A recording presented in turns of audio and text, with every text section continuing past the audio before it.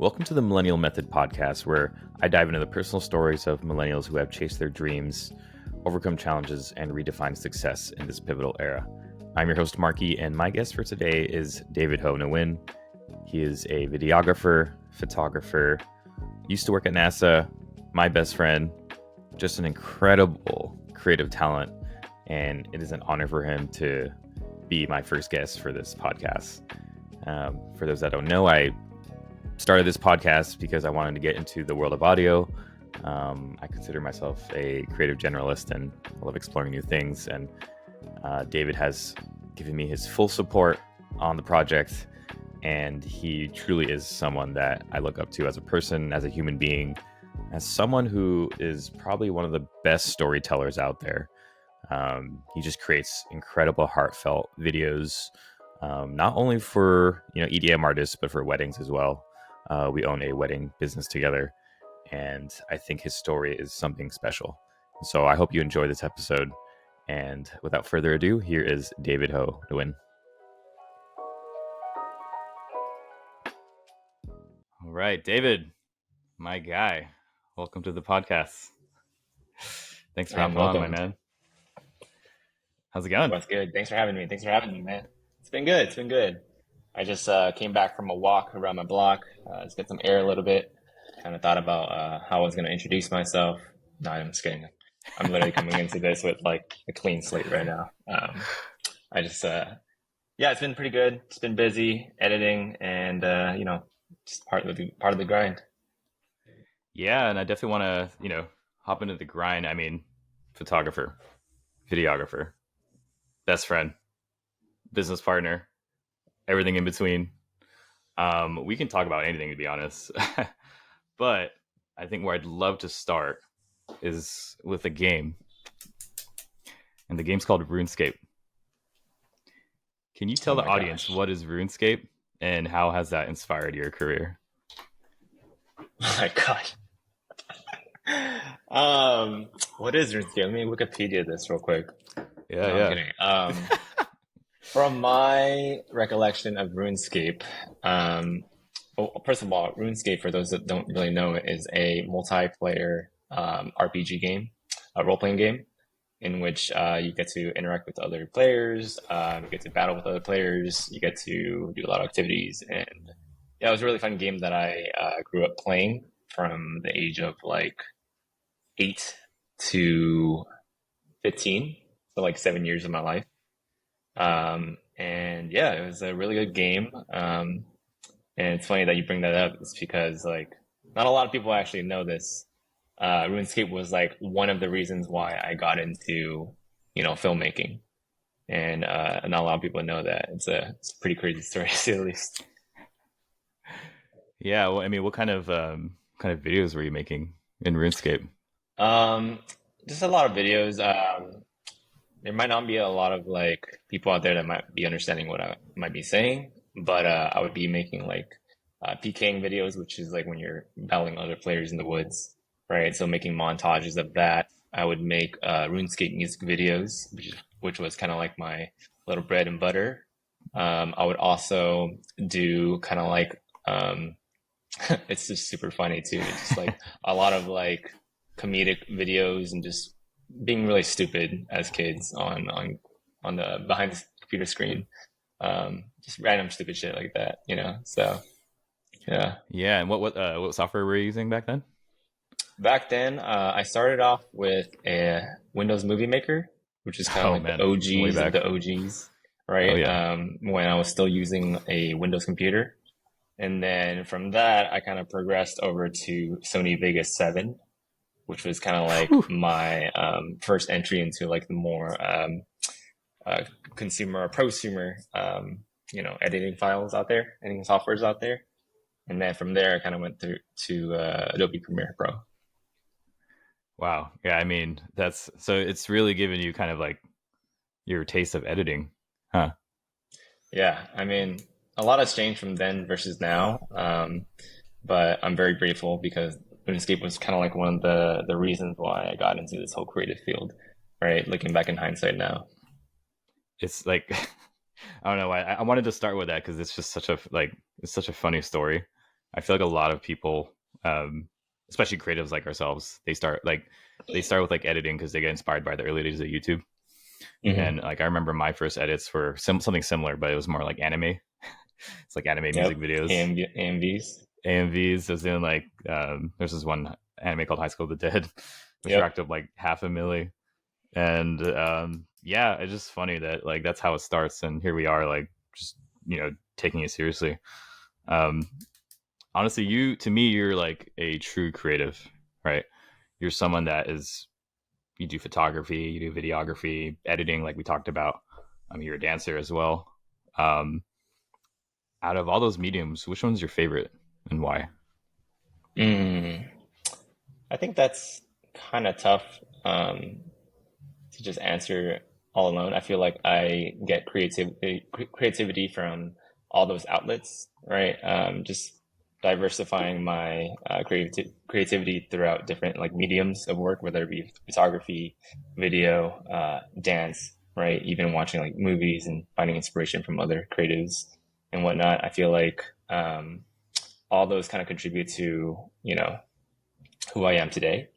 However, if I were to pick like one avenue, I feel like filmmaking would be kind of like my bread and butter and my favorite, just because I've been doing it for so long now, and I find that I get the most fulfillment from like filmmaking, right? Just being able to curate stories and put something together in that sequence, right? As opposed to like photography, it's a lot more fulfilling to me. Yeah, and I consider you like a visual storyteller. I think we're definitely going to touch back on your video stuff for sure, because I think a lot of people would love to hear your just your experience working in the video industry. But I want to take a step back because before any of that, I mean, you worked a ton of jobs, but you've also worked at NASA, and for a lot of people, that is the dream job, right? Um, Tell us a little bit about that life. Like, why? How did you end up at NASA, and what was that like? Yeah, so I actually went to San Jose State under my undergrad, um, under a management information systems major. And through that, I was pretty much exposed to the job opening by one of my friends who also worked at NASA at the time. Shout out to Evan out there. Um, yeah, he just told me one day, this is when we were juniors in college, that there was an opening available as a security analyst out there in NASA, and he told me to just apply. And I didn't really think much of it at the time. I didn't really want a corporate job or a government job, if you will, until I was like done with school. But I was so close to Evan that I was like, all right, screw it, why not? All right, and so I applied. He gave me a good recommendation, or I guess referral, to the employer, and the following week I got a call for an interview. And yeah, pretty much long story short, they brought me on as a worker there, and I interned for the first year and a half as an undergrad student. And once I graduated, they made me a full time worker there. So Dude, I remember. So when you worked at NASA, I thought that was like the coolest thing ever. I was like, dude, I know a guy that works at NASA, and then you were doing NASA before everyone thought it was cool. Like, I saw people wearing like NASA sweaters, and like it was at Urban Outfitters. I was like, dude, man, I know a guy that works there. it's funny. I was guilty of buying the Urban Outfitters NASA Oh, gear really? too. Oh, wait. The one that you have is from Urban? No, no, no. The one I got was from NASA, but like in middle school, I did rock the like NASA like apparel Oh, snap. from That's Urban wild. Outfitters, which is kind of Yeah, yeah. crazy. Yeah, It's kind but of full circle. by the time I worked there, I didn't own that sweater. I believe it was a crew neck that I bought back then. Holy shit, dude. Yeah, so I was repping it while also working there. So I guess it came full circle, right? That's crazy. I had no idea. Yeah. I didn't know you were rocking NASA back in grade school. Hey, you are what you wear, right? Dan, speaking of what you are and what you wear, I mean, you were literally doing NASA and just freelancing for EDM gigs. I thought that was the craziest shit because, like, you were doing like EDM gigs like at 11 p.m. and then you were doing shifts at NASA like at 6 a.m. I mean, can you describe to me what was that like? And like, is there a story that you can share that's like that shares that balance? I mean, that's just like the craziest thing. Yeah, I mean, wow, geez, that was a crazy time in my life. For those that are listening, working at NASA, well, first and foremost, when I worked there as an intern, it was kind of crazy because I was also a full-time student. During my last 3 semesters at San Jose State, I maxed out my units 18, 21, 21, right? And so it was really crazy on the school part, education part. And so when I applied to work at NASA, they gave me kind of like um, kind of gave me like an offer where like I had to work minimum of 32 hours, right? Which was kind of Yeah. like bizarre as a full-time student because, my time is already occupied by just my education, just being at school. And, I mean, as you know, like on top of that, like we were also doing like dance practices and whatnot. We were also studying. And when I wasn't doing that, I had to balance my social life and all that stuff too. And so, yeah, I had to work like a minimum of 32 hours. I actually think it was like 36 hours when I first worked there Oh my as an intern God. for the first 1.5 years. So from what I remember, I worked like Monday, Wednesday, and Friday from 6 a.m. to 2:30 p.m. And then on Tuesdays and Thursdays, I worked from 6 a.m. to 11 a.m. Yeah. And so, and then after that, I would go to school which was like an hour drive because like from Mountain View to San Jose State, it was like an hour plus traffic. All right. So I would go to school, get there at 3 p.m., show up for like my 3:30 class. And then I remember I had class all the way to like 7 or 8 o'clock ish. I remember it was like the last class of the day. Right. And after that, I would just go to the library and just try to get my like studying in for a little bit with the homies and go home midnight and sleep for like a couple of hours, 3, 4 hours, and wake up at 5 and, rinse and repeat. And then when it wasn't school, it was, yeah, I would go to work at 6 in the morning, get home at 2:30, and then use that, remainder of the time throughout the day, the evenings to, get my edits done, hang out with my girlfriend at the time, who's not my wife, Ooh. and pretty much go up to San Francisco, shout out to Bill Graham, all those venues up there, and just film from like 7 to midnight or 1 a.m. and go back to work the following morning. It was such a crazy time in my life, and I didn't really want to complain about it at the time, and I didn't complain about it at the time just because like I was so fueled by my passions for filmmaking, and I really wanted to make something out of it at the time, right? Then again, I had to remind myself that it was only a hobby at the time, and I was making some money here and there, but at the end of the day, school was the priority. Relationships were the priority at the time, and yeah, once I you know graduated, they switched me over to a full time position, 40 hours a week, right, which made it even crazier. But Yep. at the same time, I didn't have school anymore, so I was able to kind of like rebalance my work life and I guess my outside work life. I'm gonna say, man, like there was probably something you sacrificed doing all that. Was it sleep? I mean, how did you sleep? That was the craziest thing for me. Yeah, it's crazy because I felt like being a full-time student, I was already not getting like adequate sleep to begin with, right? And by adequate, I mean like your typical full 8 hours, right? That will tell you to have, right? And so I felt like, as weird as it was, I was able to function, fully and even better off like 4 to 6 hours of sleep, which is kind of like my optimal, sleep schedule. Yeah. Um, Anything more than like 6 hours at the time, I would feel like super groggy or disgruntled, or I would just like wake up on the wrong side of the bed and just kind of Wow. feel like I wasted like a huge portion of my day. Right. And that was kind of like the mindset back then, was just like, all right, let's see how much I can grind. I think hustle culture was like pretty prominent back then, right, in the early 20s. And so I just wanted to, bust my ass off and make an impression. Oh, you definitely made an impression. I mean, like everyone I've at, like all of our friends, and just we all are just like, man, this guy's like a superhero. I don't get how he's supposed to do so much. But to your point, like our 20s, we have so much energy.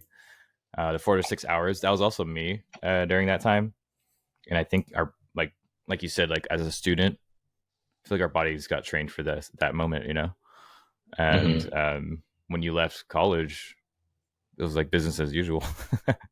Yeah, So yeah, pretty much. I kudos, man. mean, like leaving college in itself like freed up so much of my time just because I felt like I was there a huge portion of my day, and I was about my academics too. So being at the library, I'm sure you know, right? Like I Yes, was sir. there like religiously, right? Like if I wasn't studying there, I'd be editing there. Be finishing projects, on in the scene there. I'd be editing wedding videos there, right? Or just whatever projects I had, grad shoots, anything I could Yeah, I had on my backlog. I would just finish it at school, right? Just 'cause I feel like the library at the time was kind of like a sanctuary, right? It was just kind of like it was like it's kind of like the quiet, hyperbolic late. time chamber.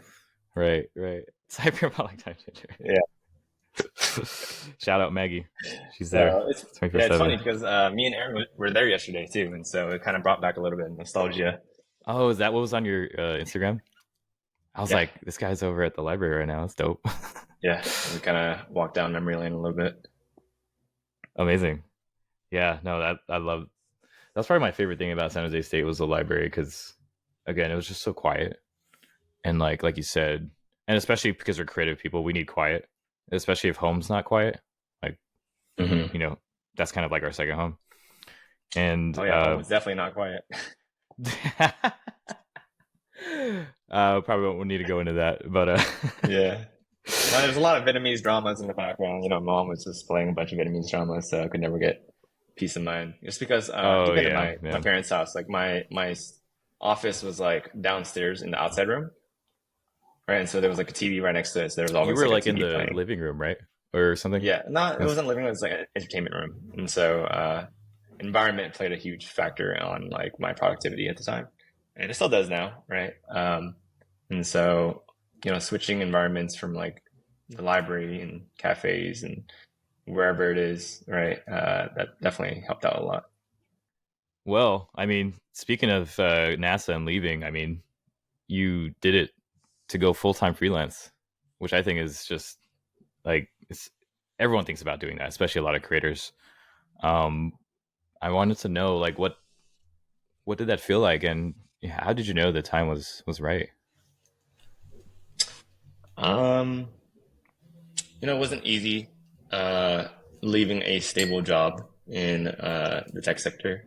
I have to admit, like, it was good money. I met a lot of great people there, including your former housemate Brian. Shout out Right? Vito. Shout out to Vito, and met a lot of great people there, great connects, and yeah, to leave like a stable job like that, it's scary, right? I've always had that in the back of my mind before even leaving, and that's not to say like it was a bad job or anything. I just felt like I was in a place where the momentum that I built from my creative, endeavors was picking up so fast.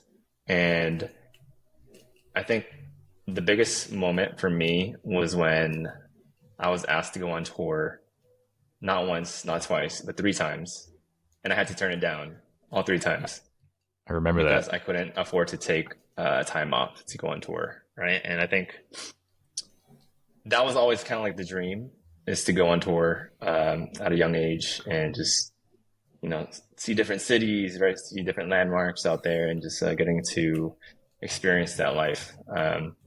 And I turned it down three times, and each time I did it, it stung a little bit more and more and more, right? And so for me, like I said, I was kind of like building up the momentum into that very point where, like in 2019, my creative endeavors was also like making almost as much as I was at NASA. And so I was kind of like, all right, if I were to leave my full time job at NASA right now and allocate that 40-hour a week towards my creative endeavors, like how much more can I scale? Right? If I'm capable of already doing what I'm capable of doing in the creative field with NASA, right? How much more can I push myself if I were to just take that leap, right? And so for me, it was a multitude of factors that kind of like made me go full time. Um, One, just being around like a supportive and like-minded community, right? We're around so many creators in the space, and we're very fortunate to have the community we have in the Bay Area, right? So a couple of people that we knew already went full time at the time. I think it was Crystal, um, Yep. Aaron, right? And Brian Wu as well. Like some people out there were just going full time creative already, and they were all advocating to take that leap, right? And obviously, at the end of the day, like you know yourself best and whether or not you're ready mentally, right? As much as all these people can feed these information into you, like you know at the end of the day, like whether or not you're capable and ready to make that leap. And so having that supportive community around me helped out a lot. Um, Financial stability, right?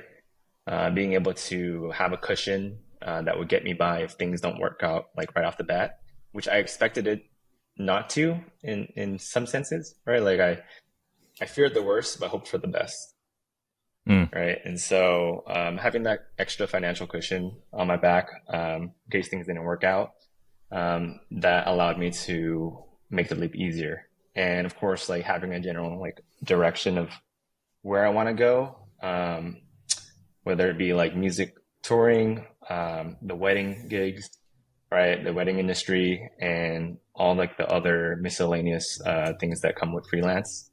Um, that allowed me to make the leap a lot better. And of course, I can't forget like the support of my family as well. I think for me, coming from a very Asian background, my Stuff. parents always, yeah, it's tough, right? My parents, I always felt like I had to um, live under the means of my parents' expectations, right? And just kind of like get like a high paying, Silicon Valley job out here in the Bay Area, if not, a doctor role, right? And my parents up until college, like they were um, pretty stern on me pursuing that route. I think it wasn't until like they realized that I was like making like a good living off of just doing both NASA and both the freelance gig was when they started to come to terms with like, all right, maybe he could do something, right? But they never really voiced it. They were just like, oh, cool, like you're making money from this gig. All right, cool, keep it up, right? But don't forget your academics. Don't forget the NASA job, right? And Yeah. so it kept getting to the point where like every time I would come home from a show, my mom would be like, "How much did you make from this show?" And I Oh, would she tell her, asked. Yeah. yeah, she would ask, and like I would just give her like a ballpark, right? And then she would ask again and again and again, and each time I told her like over the years, like it progressively like got higher and higher in terms of the amount, and I think she started to see like, okay, cool, like he's doing well for himself, right? And so, come 2019, end of 2019, that was when, we started to pick up the momentum with the whole wedding business, right? And on top of that, I got asked to go on tour with Millennium as well. And so that was kind of like the opportunity that just sparked in my head. And I was like, dude, I have to say yes to this. Like, there's no way I can turn this down. This is a whole arena tour. Right. And I felt like the time and place was so right. And yeah, I just sent it. Dude. Yeah, I mean, it sounds like there was just so much support, and I feel like you had so many good reasons to go freelance that I feel like you just timed that perfectly. Missing tour like 3 times, man, I'm sure that stung a ton. And to me, just knowing you and seeing you just put in the work, and I knew this was like a decision that you weren't going to regret. And I'm like, just looking back at it now in hindsight, probably the best decision you ever made. I mean, you're killing it right now. Yeah, it was just kind of crazy because it's funny that you mentioned like time and place, right? Because like obviously this was end of 2019 and we went on tour, all that stuff. It lasted about a Right. year and a half. And I remember we had our Vietnam trip at the end of the year that year for a friend's wedding and came back all sunshines and rainbows. Actually, it wasn't sunshines and rainbows because I got a dislocated finger after that trip. But Yeah, yeah. it's funny because I got asked to go on tour right after that too, right Oh, after that snap. incident while I still had my splint on. And so Dude, and you had to carry like a freaking like stabilizer and oh no, I best believe I didn't use a stabilizer when I was injured. oh Yeah, geez, yeah. everything was handheld. But yeah, so we came back from that trip, and then 2 weeks later, I got asked to go on tour with Arm& Hammer for 3 weeks. And so it was a struggle to at first, just because I still had a splint on and trying to navigate around doing your day-to-day things. It was tough. Um, and yeah, right after that, I mean, obviously, as you know, the world got shut down, and it was the great time and place, right? Yeah, can you describe to me that? Because man, you're just like, man, I'm gonna do freelance. I can like, I'm money's cool. Yeah, I got all the support, and then COVID hits. Like, can you just tell me what you were thinking in that moment? Yeah, I mean, obviously, when it first happened, everyone that we knew said the same thing, right? It was like, all right, it'll be over next week. All right, it'll be over in 2 weeks. Right? It'll be over in a month from now. Right? Oh yeah, we'll get a cure like 3 months from now. Right? And as you know, like the pandemic like pushed and pushed and pushed and pushed and went as far as like 2022. Right? And it was kind of like a crazy and weird time just because I was trying to navigate each week as it comes, right? Rather than forecasting what was going to happen in my career, you know, Yeah, months down the line or years down the line. I was only able to just kind of forecast what would happen like next week, right? Which is kind of weird for me because, as you know, like pre-pandemic, right? My schedule was just filled to the brim, and I would plan out my months in advance, right? And so after that, it was kind of a weird transitional period to just like live each day as it comes and each week as it comes. And oh, so, totally the opposite of your previous schedule. complete opposite, right? And so a lot of things shut down. Obviously, like the two industries that I mainly work in, which is like the wedding industry and like the music touring industry, we're around a lot of people, right? And so Events, right? everything just shut down. And so it was tough to say the least. Trying to navigate like the playing field. But luckily for me, like I had to remind myself that, this is why I planned for this, right? This is why I planned for like a cushion if things don't work out right off the bat, right? And so I was able to, still live comfortably and still work on the craft or the back end, right? And so that helped out a lot in the long run. Is just working on the back end, working on the website, working on like the connects, reaching out, cold outreach, whatever it was, just to get by and help others. And so that helped out a lot for sure. And Yeah, I was gonna yeah, say, just as yeah. what did you work on while? Because obviously events is a blow. I mean, that's your bread and butter. Um, Mhm. Back end, like you said, so working on our website, reaching out to other, just prospects. Editing, were you working on your editing, refining editing, and what else? What else were you working on Mhm. during this time? Yeah, for sure. I mean, me and Aaron, our other business partner, we did a lot of code outreach to a lot of businesses all around, right? Small businesses especially. And so we were able to actually connect with someone that worked at Kaiser Permanente, right? Mm, yeah, So we were able to have like a retainer with them for a couple months, which definitely helped out a lot. And through that, we were able to get and connect with like other businesses out there as well. Right? It's kind of weird, right? Like when it's kind of like one seed is planted and that seed kind of sprouts into like another stem, like which is like another connection that you'll make through that original seed, right? And so through one connection, we were able to meet a ton of other like connects in the industry, and so we were able to get afloat with a couple gigs out there in pandemic. And obviously, as you know, with the whole wedding stuff, right? Like we shifted to more elopement based stuff, which was pretty fun. Not gonna lie, oh, that my was a real favorites. Oh, super fun time. And yeah. so I think that kind of shifted our general approach for the year, right? At one point, I felt like we were gonna steer towards that direction because I felt like that was gonna be like the norm The norm, for a yeah. while, right? And so, yeah, I think at the time we were just focused heavily on that and just taking each week as it comes. Yeah, man. I think in hindsight, like, I'm so glad that not that the pandemic happened, but the time we had to reflect on the business and really plan out like a foundation of what our business would look like, because I felt like that really set us up for the next year. 2021, obviously, we know was probably like the craziest year we had. We like just double booked every weekend, and like yeah, I knew we were burnt out at that point, but I think 2020 set us up for that. I feel like if we went into it already, I mean, obviously it would have helped because we had the experience, but just being able to lay the foundation, like the website, because a lot of people love our website, and we took the time to really think about the branding. I feel like that really helped us out a lot. Mhm. I want to go back to the EDM stuff because it's a very specific like role. I don't think a lot of like it's not a common thing. When I think about EDM videographers, especially when I tell people that I know one, they're like, "Oh my god, that sounds wild." Like wonder what that's like. Like, can you tell me how you got into that? Is there like a very specific? It's because it's a very specific type of work. Yeah, for sure.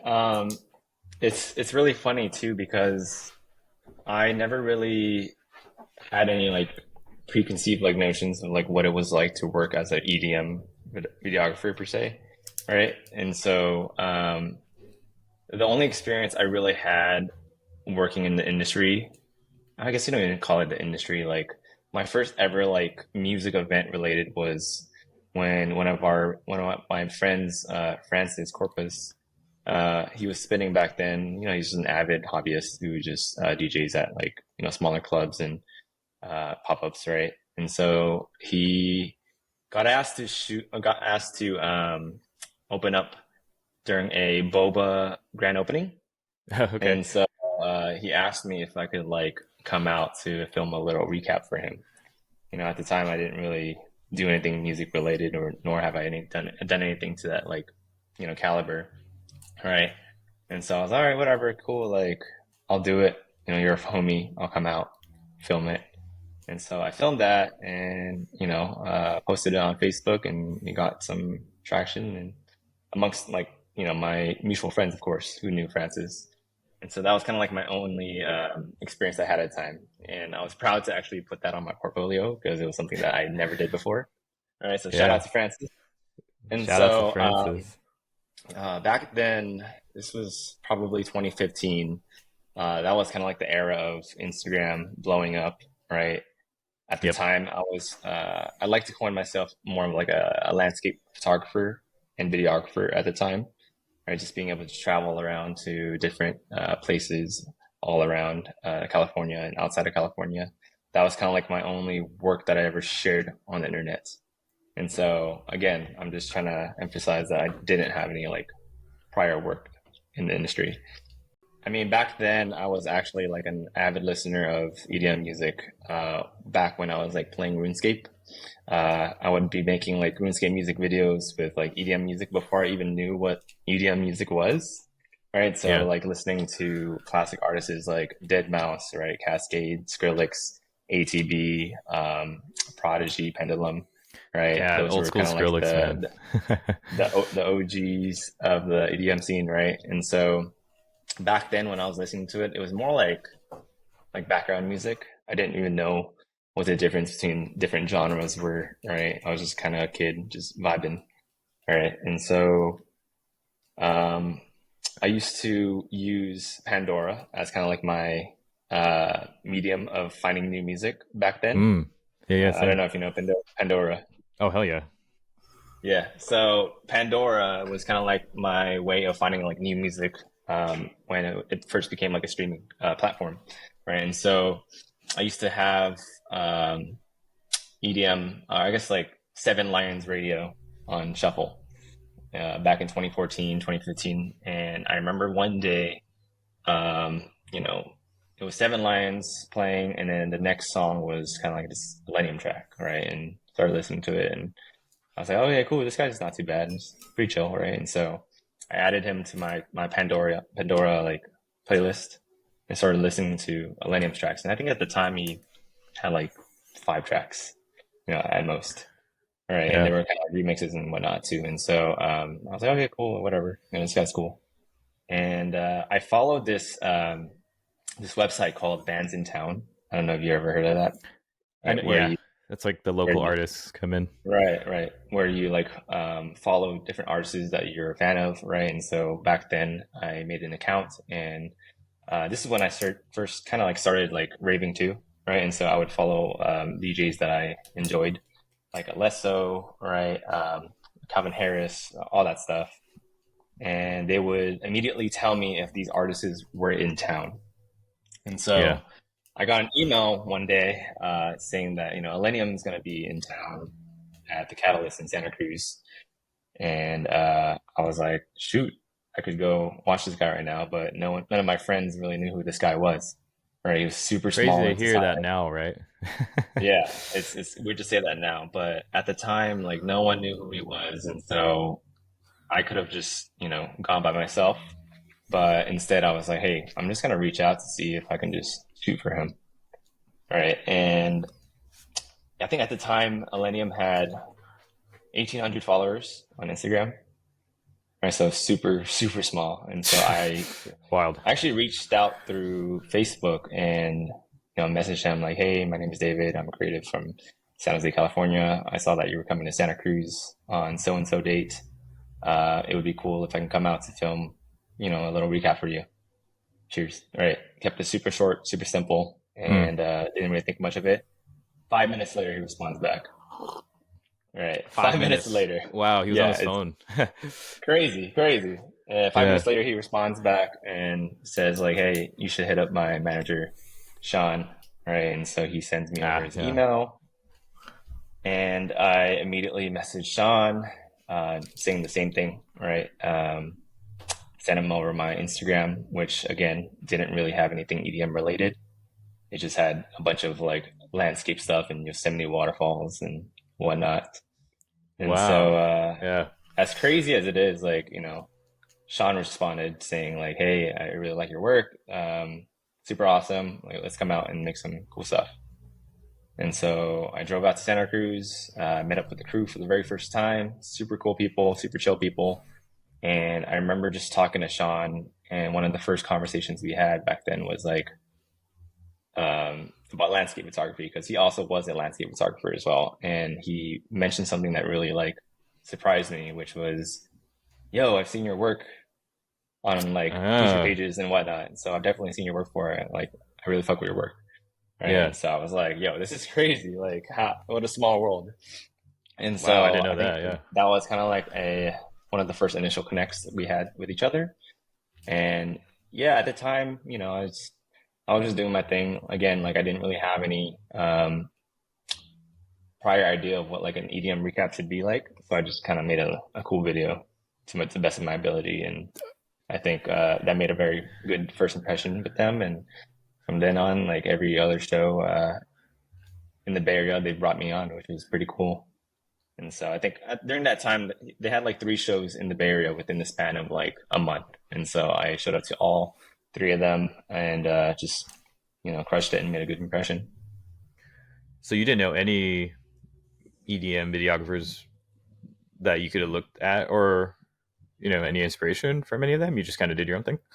I think at the time there was like maybe 1 or 2 videographers out there that have already like made a established themselves in the industry. One of them being Chris Yoder, who is super talented. Mm. And so I think I had messaged him a few months before Millennium, right? Saying that I really enjoyed his videos because he was like Carnage's main videographer at the time, and Carnage was huge at the time, right? And so I think I remember Carnage showed up to San Jose State one time, and they posted like a recap video of San Jose State, and Chris was the one that edited it. And so I saw that it was like super, super sick. Messaged them, was like, yo, this is a dope video. And I think that was the only like exposure I had to any sort of video. But I don't think I used that video as inspiration. I just kind of like remember watching it and just kind of like did my own thing for the Millennium stuff. Yeah. I mean, when you look back at that first video and you're putting it together, do you happen to remember like the creative process? Like, because I think before that you said you were doing, I mean, you had that one EDM gig for Francis. I also know that you were doing a lot of like the dance videos. So you had like already like a dynamic Hmm. style. Hmm. But I mean, I know it's been so long ago, but do you happen to remember what that first video was like when you were editing it? Just the process?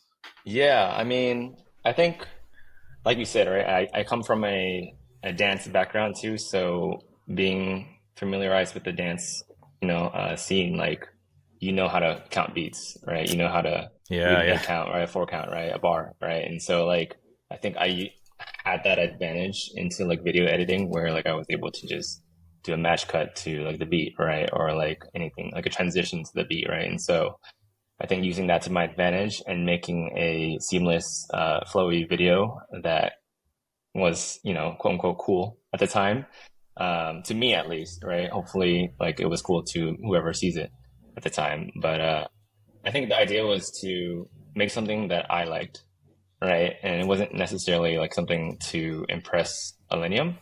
Of course, like I wanted to make a good impression, but I wanted to try something new, right? And Yeah. so I made a cool video that I was satisfied with, shared it with them, and they ended up liking it, and yeah, just kind of exploded from there. I'm still mind blown by that because I mean, you have Millennium who's just selling out stadiums now, and you got to go on tour with them, and just seeing that you were one of the first people to reach out when he was just kind of like a SoundCloud DJ, right? It's Hmm. just mind boggling. I mean, if you were to look back and you were to think about those moments, kind of like the humble beginnings, what are some lessons that you learned from that in terms of just being like working with people that you want to work with, especially EDM artists that you want to work with? Because, there's a lot of people that want to do that now. And it's a lot Hmm. harder now because it's saturated. But I mean, is there like anything you could think back from that moment where you can give some golden nuggets for new people that want to hop into the industry? Yeah, I think going back to what I was saying, like I didn't really have again any preconceived ideas of what like an EDM video should be, right? And so I was just making content for myself and just experimenting. And so I think experimenting is a huge thing. It's just figuring out your style, figuring out what you're good at, and just try to have a lot of like trial and error. That's the best way to like grow as a creative is just like fail fast and fail forward, right? And so for me, starting off as a creative in the EDM scene, like I did a lot of free work. I'm a huge advocate for doing free work if it brings you something good in return, right? There's people out there that always say that, oh, you should always charge for your time, right? You should always charge your worth, right? But sometimes you don't have experience to share, unless you get something on your portfolio first and foremost, right? And so for me, I never really cared about the money to begin with. I was again a hobbyist. I had a full-time job, right? And so I didn't really care about the money back then. It was more for me to just experiment, uh, build relationships, keep those relationships, and kind of like nurture my creative growth along with the artist, right? And Mm. so as Elenium grew, he was able to bring me along the ride, which kind of provided me more doors and opportunities to grow in my craft, right? And so yeah, I'm a huge advocate for doing free work again. Um, Obviously, like there's a time and place for that, and if it brings you like a solid portfolio piece, shoot for the stars, go for it, right? The payout might be like way better than you expect. In this case, for me, like that was like probably the best thing I did. And so yeah, doing free work, and just be uncomfortable with like taking risks in the industry. And so for me, when I first started as a creative, right? Like I was always scared of putting my stuff out there for the world to see, just because. I was always afraid, like, oh, what would someone think, right? Like, no one does this type of work. What will my friends say if I like share this type of stuff? Like, I was always sharing, like, my niche at the time was travel, Yeah. right? And I was only sharing travel stuff. And so, like, ever since I hopped onto the music touring stuff, like, I was always afraid, like, okay, like, am I okay to share this type of stuff, right? But at the end of the day, like your work is meant to be seen, right? And if it's not like a large audience, like one person's gonna see it, and that one person could like make a difference, right? And in my case, like I just so happen to share my work with no expectations, and just so happens like the right eyes is able to see it, and those right eyes reached out to me, and some of those eyes were like Griffin's manager at the time, right?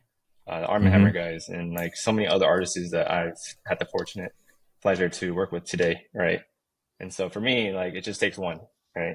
One eye to see it, and so that was huge, huge for me. And so just put your work out there because if no one's gonna see it, like how are you gonna grow, right? And so especially in this industry too, like people, I feel like managers or people who are trying to hire you, they have such a short attention span when they look at your profile to kind of Yeah. see like what you're about and what you can bring to the table. And so just being able to have like a solid, portfolio like that really helped me in the long run. The thing about Sean, and I didn't know he was an adventure photographer or travel photographer. Like that's, Yeah. I mean, the timing of that's just he basically saw what you guys both saw, and you guys kind of have an eye, and you guys shared that eye for travel and travel photography and videos, and it sounded like he knew that he trusted you with that first interaction with Millennium.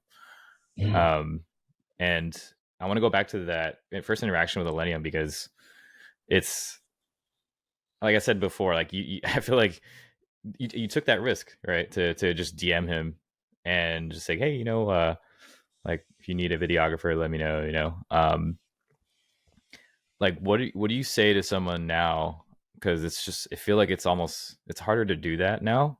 It seems like is that still the way to do it, or is there Yeah, another way to do it? I think so. And I always tell people who reach out to me for advice is that don't always try to chase like instant gratification with like the bigger artists. Start Yeah, to reach out to your local DJs, reach out to those who are starting because they're the people that need you the most. Right. So at the time, in hindsight, like when Millennium only had 1,800 followers, right? Like obviously no one's going to be willing to reach out to him compared to like, Calvin Harris or like, David Guetta or something. Right. of course. So, for me, it's kind of like you pick your battles. And for me, like I just felt like I picked the right one to invest my time into, like at a very early start of my career. Right. And so I attributed that same approach to the other artists that I got to work with too, right? Like the Josephs, Arm& Hammer, right? Like I met them just as early as I met Millennium too, and they started from the bottom, just two, California boys just trying to make it, and now we're Yeah. here. Right now they're gonna have a Bill Graham show this December. It's insane. And so, and for Griffin too, right? Like he was super small. No one really knew him at the time. And so just investing in those people while they're, you know, in the early part of their stages, like you never know where they're going to be 5, 10 years from now. And in this case with Elaine, obviously, like in hindsight, I would have never expected him to sell out arenas, stadiums, and crazy venues. Yeah, I mean, I think it goes back to what you were saying about just following your interests, and you enjoy EDM music and you know what sounds good, and you basically invested in Millennium, right? You were like, yeah, this guy has great music, and I want to make cool shit for him. Same thing with Griffin too, like his awesome music. I mean, we used his I forgot what remix it was, but when we went to Arizona, Youth, yeah, youth. youth. You still got your youth hat? No. Damn. Okay. Um, but yeah, I think to your point, like just follow your interests and follow your gut, right? And just Hmm. do what you think is do what you think is a great investment of your time. And Hmm. I think that's great advice. Yeah, and I think another advice I kind of want to piggyback off to is just kind of like, say hi to everyone you Yeah, meet on the yeah, road, be kind. right? Just because, just be kind, just be a good person. Try not to take advantage of other people. Ask questions. Be curious, right? For me, I come into every room, not knowing who I'm going to meet, right? Because there's one moment where I could meet like an artist that I don't know about, and we just chop it up, and next thing you know, he's gonna need some content on the road for me. And then next moment, I meet like a label manager who needs videographers in the Bay Area, right? And so just being kind and just saying hi to everyone and not just having leave your ego at the door, right? That allowed me to kind of like grow a lot and meet the connections I have today. And it's just kind of crazy too, because for me, had a ton of friends out here in like the Bay Area as EDM videographers, photographers. I'm just gonna call them photographers in the scene, videographers in the scene, because Yeah. I don't like saying EDM photographers, right? I had a EDM ton of friends out creators. here that I met like back then, and a lot of them actually moved to LA, which kind of made like the Bay Area kind of like a scarce place for creatives. And so it came to a point where a lot of people can only, when they think of like a creator, they can only think of like me and a few others. And so um, there was one point in like 2019 and 2021 where I constantly got hit up for I events. remember And that. it was to the point where I didn't have the bandwidth to take all that just You have to because say no. my schedule was crazy. And that's a great problem to have. And so I started reaching out to the community, just passing along those gigs to whoever needed it, especially like the up and coming generation, right? So yeah, just being able to just give back to the community too. You never know where that can give you. Yeah, I back the kindness thing for sure. I feel like that's really helped me in my career too. I mean, like just don't be a jerk. We're all kind of all figuring it out together, and I think that's why um I feel like this generation is very special. Going back to what you were saying about generations, um you look at the young generation now of creators, right? You look at the EDM art creators now, videographers, photographers. What are you seeing? Like, what are you observing? What are they doing really well? What are some things that they could learn? Like, what are you seeing out there? Yeah, not gonna lie. I mean, the creators nowadays they're just built different. Like simply Dude, put, it's man, like crazy. it's actually really insane to even wrap my head around it. And I think it's crazy because they're pushing the envelope constantly, which is very refreshing. Because at the time when I was kind of doing it, I felt like I was just kind of figuring it out as it goes. There was not a lot of people to like look up to, a lot of like inspiration to kind of feed off, right? Again, Instagram was kind of like starting to blow up at the time, and not a lot of people were doing it. But as of the past like 4 or 5 years, like it's just exploded tenfold with people in the Right. industry, right? People are just killing it nowadays. There are like kids in their early 20s just doing insane stuff. I think there's like a guy who's like 24 who's touring with The Weeknd right now, 25 who's touring with The Weeknd right now, and Amazing. other people out there in like a live coverage, which is like a media group um, who is killing it, and they're all young cats too.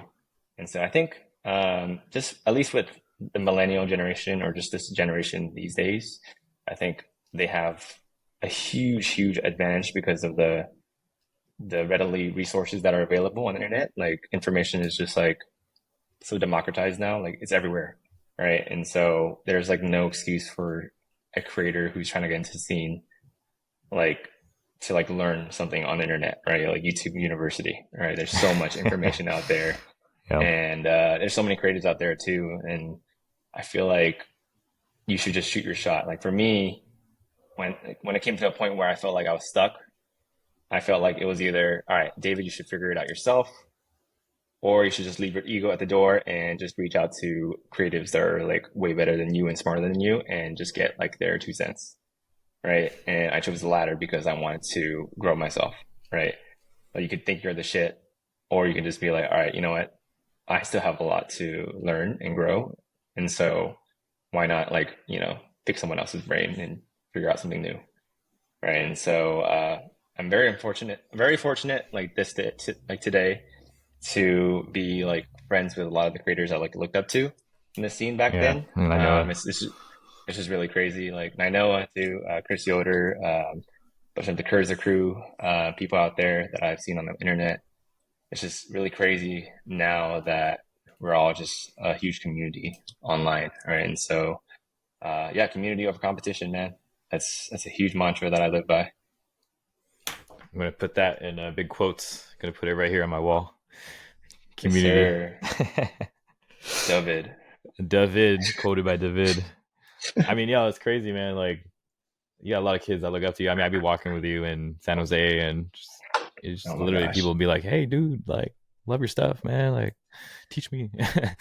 And is that a trip? Like, just being famous like that? I don't know. It's crazy seeing that the famous David. Don't even say Did you ever famous, think man. about that? Yeah. Nah, I mean, I'm just doing me, man, and just putting work out there that you're just proud of and not trying to do anything more than that, right? Just trying to make an impact and push the envelope with creativity is that's all I've been doing, man. And you know what I mean? Like I'm not a person of like many words. I don't like to put my personal life out there, right? So doing this is like definitely like going out of my shell. And so, yeah, just trying to give value where it's needed, right? Whoever's going to see this, hopefully they can learn a thing or two. And yeah, but back to your point, like it is a trip to see people all around recognize me. I mean, the first time it happened, I remember it was like 2017 or something, and I was doing Yeah. like a show in program, and it was just like these kids just coming up to me and asking, "Oh, you David, right?" Like that was like the weirdest thing for me. I was like, "Wait, what? Like, This is working. is this what like Kanye West feels like?" Like. Yeah. But over time, it's just again, I'm just human, right? Just trying to another creator out there, just trying to put his work out there in the world. But yeah, I mean, through the scene, I created so many like connections and relationships with other people and other humans all around the world, right? Like I distinctly remember this one time where I went to Lollapalooza in 2019 for Millennium. Actually, it was Mm. 2019 or 2021, one of those years. I think it was 2021, where I was riding solo out there, and it was like my checkout day where I had to fly back to the airport, and I decided like to go across the street to a deep dish pizza place. It's called Illuminati's, right? And so Mm. I went there, just by myself, um, grabbed a deep dish pizza, sat down at the bar, and within like 10 minutes, this dude just comes up to me and was like, "Hey, are you David?" Right? And Damn, I no was way. like, "Yeah, that's me, man." And he was like, "Yo, man, I'm a fan from like Mexico, man. I'm here for Lollapalooza, What? dude." Yeah. And like he was just asking me. He was pretty much like an aspiring videographer, just looking for his way into the scene. And so we just sat there for like 15 minutes, just chopping it up. And next thing you know, he got us to go pizza and was on his way. And never saw each other since. But it's just kind of crazy how connected the world is, right? And so that was kind of like a realization for me, like, oh shit, like there's people all around the world that's connected through this medium. Yeah, and to your point earlier, like you're not you're not a man of many words and you're more private, but man, your work just speaks for itself. I think and just having that interaction with someone from Mexico, like that's a trip, man. And Yeah. I want to go back to just talking about your work because obviously we've done work together. We have this wedding company together. I mean, we've been doing this for more than 6 years now. Was it seventh now? 7 or 8? I don't even know. I think so. Crazy, Thanks. crazy. Yeah, 6 years, Um, give or take, like on and off, and then I think 4 years full time. oh, dude, just seeing like, especially with the video stuff you do for our business, it's really inspiring because I go from time to time just to watch our old videos and seeing the videos that come out now, and I'm like that's year over year growth, right? And when you think about your work with the wedding industry, like what is it about that work that you love about it? Like what makes you so passionate about it? about the wedding stuff, right? Mm-hmm. I mean, I feel like as a creative, you kind of always want to like nurture your creative ability in many components, right? And for me, I felt like if I stuck with just doing music full time, I felt like I would get burnt out easily. And so just diversifying my creative outlets through different avenues, like wedding stuff, corporate stuff, and just like fun passion projects, right? Like the travel stuff, like that's how I kind of, that's how I'm able to just keep my creative flow going, right? And so weddings was really never something that I chose to do full time until like obviously 2019 when we kind of all came together. Right? It was just kind of one of those things where it's like, oh yeah, do you do weddings? Right? And I'm just like, yeah, sure, right, I'll do it. Right? It was never something that I wanted to do seriously until I started to work as a team with you guys. Right? So once we started working together, that's when I realized, okay, this is like pretty fun, right? Just because I'm working with like my best friends and I'm working with cool couples and we're just having like a party at the end of the day. It just never Yeah. really feels like work, right? So um, I think working with the right people and the right team, that's definitely contributed to why I'm still here today. And I think with wedding filmmaking, especially, I think that's definitely honed my storytelling elements of just being able to piece together like a film, um, not just like chronologically, but just being creative with it and just figuring out different parts of someone's biggest day of their lives and curate it into one movie, if you will. And I think there's a lot of fulfillment through that, especially when like you see the reactions, right? Like Oh, my when we favorite. hop on calls, like Yeah. that's and couples just cry their hearts out or just express their gratitude. Like that's a feeling that's unbeatable for me at least, and that's kind of like the fire that kind of keeps me going sometimes too, right? I know a lot of people out there, photographers, videographers in the scene, they just deliver their videos and Delivery and that's it.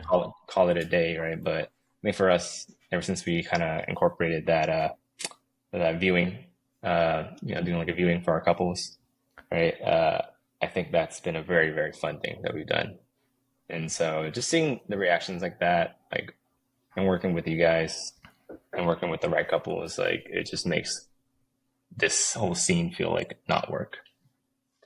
Yeah, and like I feel like the style that we've developed, especially like with your editing, a lot of people have like emulated. I feel like we've really come with like we've come up with a style that's just like in demand, and it shows in just all the business that we get. I mean, I think we're fully booked, right, for the next year, almost.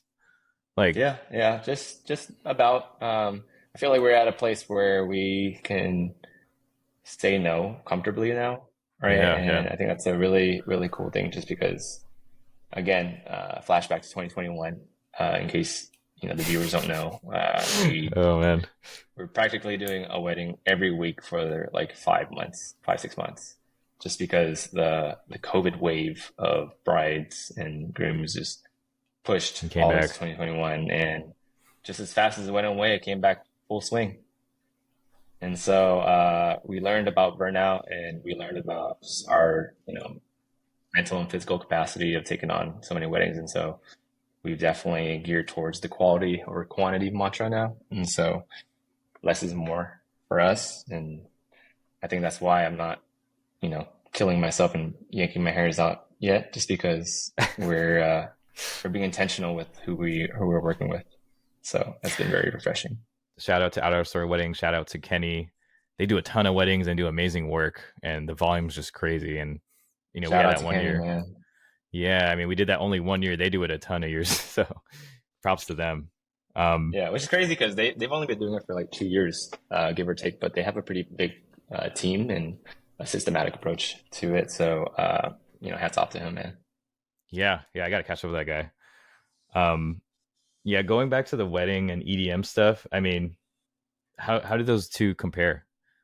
Like in terms of just the work? Um, I think sometimes they go in tandem in a sense where I think it depends on how you approach each. I don't want to say gig, right? Yeah, Each yeah. project, right? Project. There you go. Yeah, each project. Like for me, every time I come into a wedding, I'm very like open-minded, and I just want to kind of see what unfolds on the wedding day, and just letting things come as it comes, right? Not having too many expectations on myself, and at the end of the day, just showcasing our fun personality while being able to do our job. And so it's you never know. Like some weddings are pretty hectic, some are pretty like calm, some are pretty in between where it's like pretty steady, easygoing, and you just never know, right? Whereas like music events, I mean, I'm fortunate enough to work with a handful of people that are all super chill, right? I feel like I'm never really like rushed in terms of creativity, and I have like the full creative freedom to just do whatever I want while being Yeah. able to execute their vision. And so that's been very refreshing. And I think like even with the wedding stuff too, right? People hire us because they trust our creative expertise. And I think Hmm. there's no better feeling than that for any creative. It's just your clients or whoever you're working with trusting you with what you're going to put out in the world. Right. That's such a great feeling for me. And so I think approach wise, they go very much in tandem. Obviously, like, electronic events are pretty high energy, to say the least, right? A lot of running around. But I think it's more time sensitive just because each event is like an hour. So Yeah. you got to squeeze more out and get more out within that short time span, as opposed to like a wedding day where it's kind of like a chronological sequence of events within 8 to 12 hours, right? So there's a lot of time to ingest, a lot of time to think, and a lot of time to, just figure out the storytelling process, right? Yeah. Whereas I've like done the a show few days, gigs. it's different. Yeah. No, no, yeah. I remember you had me on board with some of the EDM stuff, and I mean, you were super chill to work with, and but in my head, I was like, dude, this is hard. um, and I was like in the pit, and I was just like trying to film and just trying to capture just the whole scene and everything. I was like, yeah, this is fun for me, but I don't know if I could do this long term, and that's why I have so much respect for you when you're doing that work. Yeah, yeah. Um, And that's why I tell like all the new creatives out there that it's okay if you like fuck up, or it's okay if you make mistakes, right? At the end of the day, you're trying something new, you're experimenting, and you're learning like what worked and what didn't work for you, right? Like you probably came home and saw some footage and was like, or videos or photos, and was like, what is this? Right? What are all these colors? Why yeah, is it like out of focus? Right? Like it's okay, right? Like that's just part of the journey. Right? And so I always just advocate for new creators, just come into it with an open mind and be hungry. yeah, and to your point too, like creative freedom. I mean, that's the goal. I think that's the reason why we get into this work is to have that freedom, right? Especially as a Hmm. freelancer. I mean, I can't. I imagine it feels so good just when someone's just like, do you, right? Just do you. Like, we trust your vision, and we'll pay you really well. Um, so that's awesome. I feel like you're in that spot right now, and Yeah, really, it's nice. yeah, yeah, yeah. So, obviously, we can go all day about creative. I think, just being as creative people, we can talk about this all day.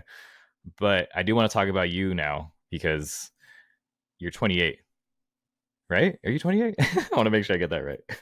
Right. I don't know. Are you? You look like you're 24 too. I don't know. Yeah, I'm 28. I'm 28. You know me so well, Mark. I do, but man, you Wow. act like you're like 30, bro. You're so mature. Do Um, I? No, me and Brian always talk like we're 15-year-olds. okay, well, when I'm with Brian, I feel like a teenager all over again, man. Shout out Vito, I appreciate Nah, you. if only the people see how we're really like when we're traveling together or doing something. Like Oh yeah, yeah. You got to hop into that the inner sounds weird. circle. Yeah, Anyway. yeah. We'll keep that in the archive. What does it feel like to be 28, man? Tell me. Oh man, how does it feel like to be 28? I think it's I think it's kind of crazy just because I think about this every single year that I remember being 21 or 20, starting to get my foot into the door with the whole EDM scene, right? and I was telling myself that there are like the creators that I did look up to, they're all like in their late 20s, early 30s. Oh, well, you were in And your I was like, 20s, right? yeah, when I was in my early 20s, and I was just like, wow, I have such a, an advantage with like starting early as a young kid, right? And so for me, I remember like telling myself, damn, like 29, 30, like that's so far away, man. Like I still got time, right? And next thing you know, you blink and you're here. And it's like, what the hell? It's crazy. It's crazy how time flies, year over year, right? I just feel like every year gets like faster and faster, and your perception of time like heightens, right? And so, I feel like I'm pretty happy with where I am in life right now. Relationships, obviously, as you know, I got married last year, right? Shout out to you for being my officiant. And probably by the time this podcast comes out, it'll probably be my 1 year already, which is crazy. Oof. Wow. It's been that long Yeah, already. yeah, I know. Yesterday we were at City Hall and you were officiating my wedding, and now we're on your podcast. Insane. I got to I put that know. in the clip somewhere. I knew you're meant for this. But yeah, dude, like relationships are good. Obviously, still, keeping up with all my social circle as well. With like my career, at least, I think obviously the music touring stuff, I'm cutting back just a little bit on, just because I feel like as we're getting older, I feel like I'm starting to feel the physical wear and tear, as you know. Yeah. Yeah. And No more so, NASA days. yep, just being on the road for that extended period of time, or even that short period of time, and traveling so much, it's very like taxing on your body. And I know it's like probably like glorified on the internet and just like, oh yeah, you get to Yeah. travel, Gary but V hustle. little do you know, like behind closed doors, like it's very, very tiring, and it's not all sunshines and rainbows. And so I chose to cut back on the touring stuff and just kind of picking my battles and what I want to come out to, especially if it's like, someone that I work with like near and dear. But usually when people like inquire, like I usually just pass it on to someone who's hungry and wants the gig, right? And so music touring stuff is steady. It's still there, but I'm cutting back on that. With the wedding stuff, again, we're at a good spot where we can choose our battles as well. Say no to certain couples, but also be more intentional with our work there. And so I feel like that's always gonna be there. I'm not too concerned about that right now, but I think we were already in the talks of, what we want to do in the future with FJM, right? And so that's Right. something we can talk about as well. But yeah, relationships, good.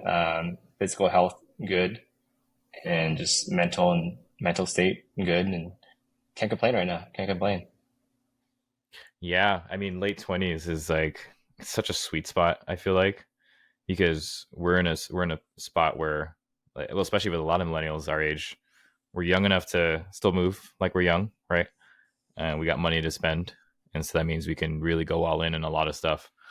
Um, but when you think about your 20s, especially because you're almost done with your 20s, what are some of the things that stick out to you? Like, what do your 20s mean to you, especially for people that they're growing up being 20? I think, again, like never in my wildest dreams did I think I was going to freelance full time. All right. And Right. so I think my main thing was that it's okay to not know in your 20s what you're going to do.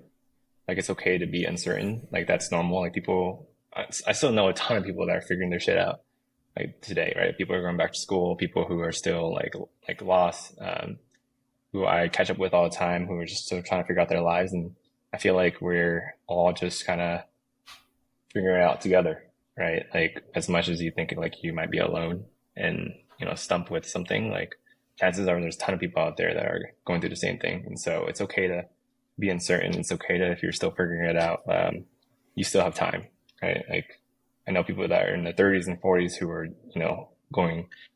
getting super successful just in their 30s and 40s, right? And so it's okay. Just take your time, enjoy the process, and more importantly, enjoy what you want to do. because you don't want to live with regrets knowing that you chose a field that you don't want to work with in like your 30s or 40s, where like time is like a lot more crucial then.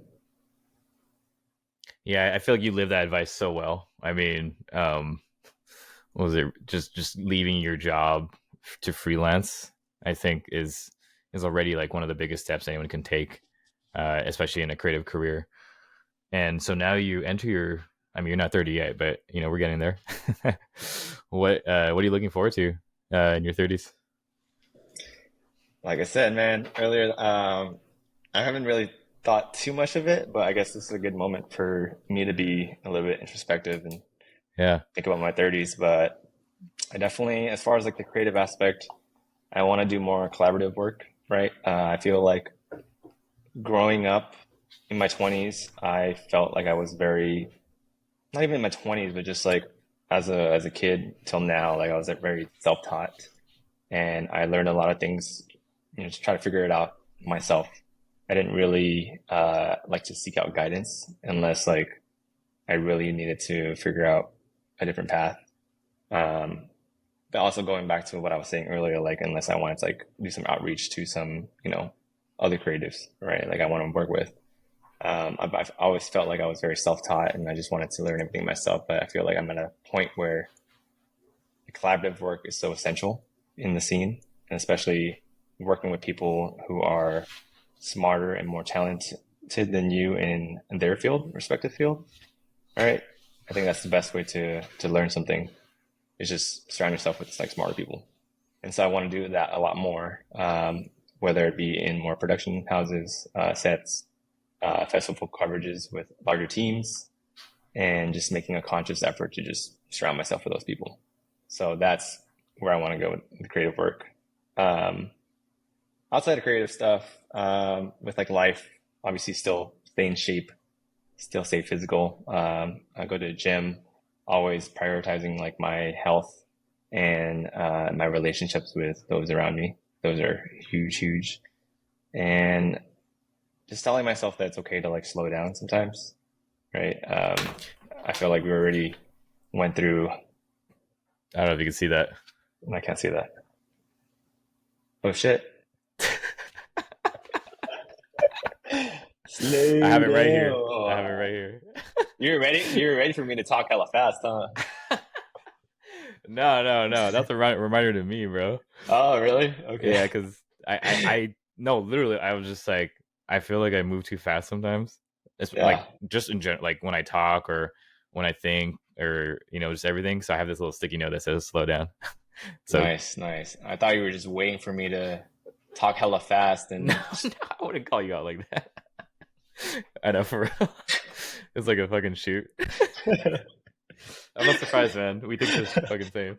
but yeah, just telling myself and reminding myself that it's okay to slow down. It's okay to take a day off, take a break, take a Yeah. breather, and just enjoy the other finer things in life, right? There's a lot more things than just being creative. And I think that's super important to do to keep the creative going. If that makes sense.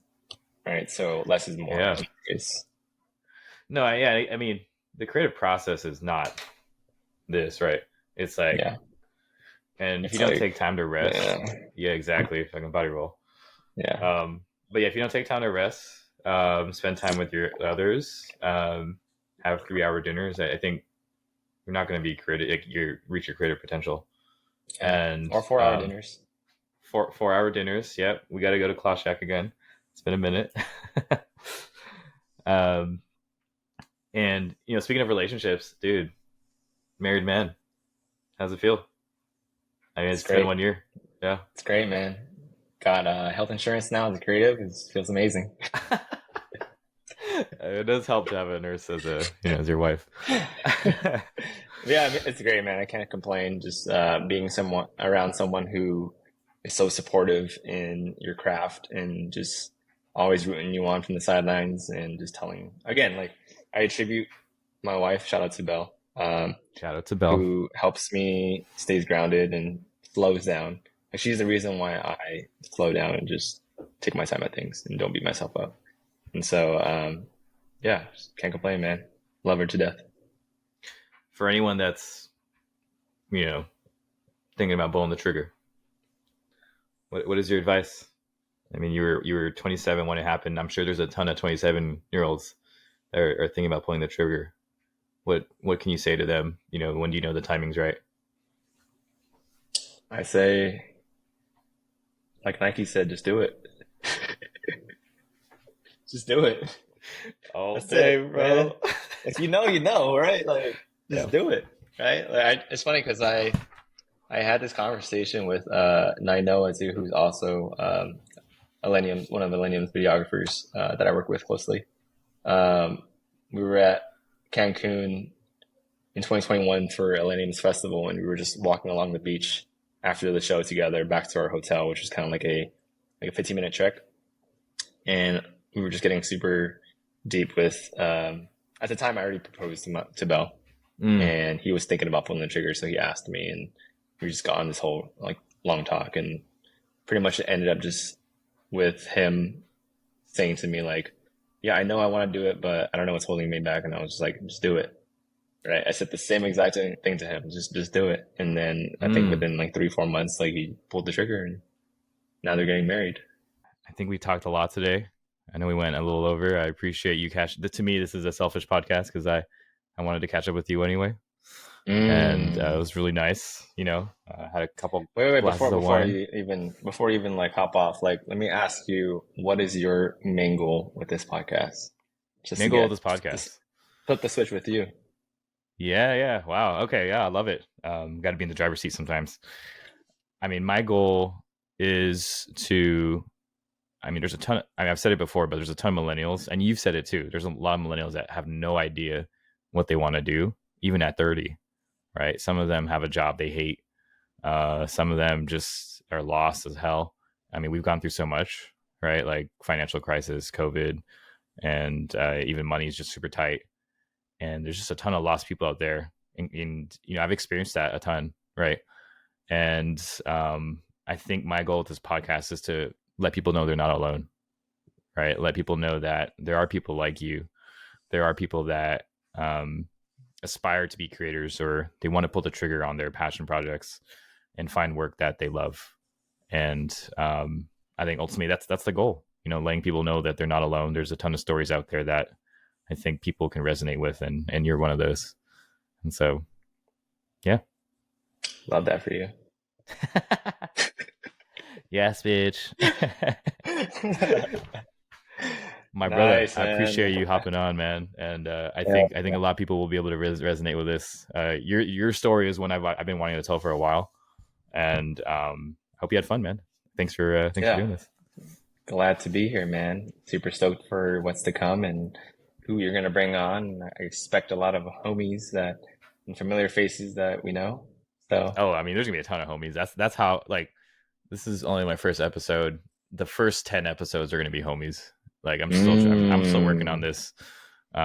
This is a craft, like this is a creative craft, and I gotta do things with people that I'm comfortable with. So yeah, you'll find some people that are going to be interesting. Oh yeah, I can't wait to listen to them at the gym or my evening walk. On your walk with Bells. Yes. Cool, man. Thanks for having me on. Appreciate it, man. Well, I hope you enjoyed that episode with David. I mean, it's just two best friends talking.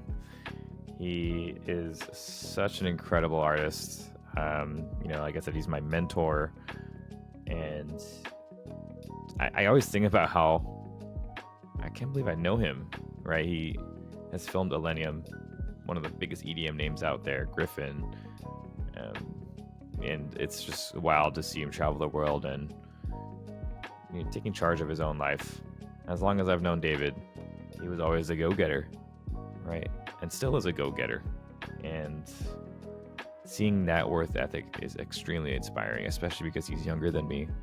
And it just shows you that, like, our bodies, we're getting old. Millennials are getting older now. We're not in our 20s, but we still have room to run, and we should take advantage of that. And David has for sure taken advantage of that, especially in his younger days when he was doing school, NASA, and his passion projects. And so just know that it's never too late to reinvent yourself, and always remember that you are not alone on this journey to explore life.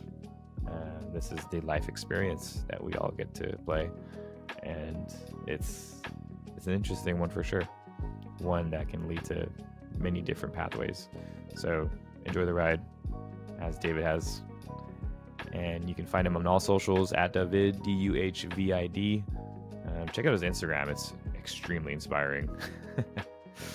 And yeah, if you enjoyed this episode, I hope you consider subscribing. I have a lot of stories to tell. And as I said earlier, remember, you're not alone. We're all in this together. We're also just trying to figure it out. I will catch you the next one. Enjoy your day today.